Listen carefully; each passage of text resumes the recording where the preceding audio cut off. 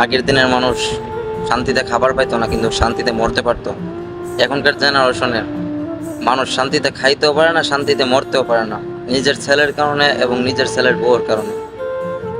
এমদা বাদ দে না, এমদাকে তোমার মা বাপে বাদ খানা। এই যে একটা টর্চার, এই টর্চারে অনেক মা বাবা ত্যক্ত, অনেক বৃদ্ধ মহিলা এবং পুরুষ, অনেক বৃদ্ধ মানুষ ত্যক্ত হয়ে গেছে। তোর বউ পেঁয়াজের রস লাগায় কাইন্দা কাইন্দা তোর কাছে কইব, আর তুইও গইল্লা মা বাপের উপর টর্চার করবি, তা না।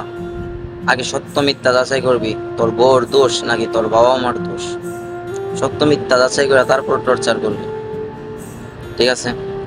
বউ কইলো আর আমি মা বাপের নিয়ে গোয়াল করে নিয়ে হামলা দিলাম, তা কিন্তু না, ঠিক আছে?